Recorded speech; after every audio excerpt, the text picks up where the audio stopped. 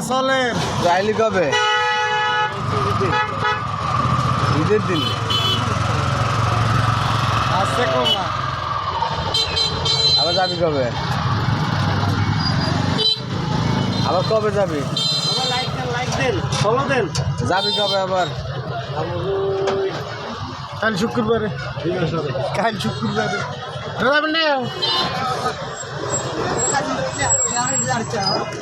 গরু কত ড্রাইভার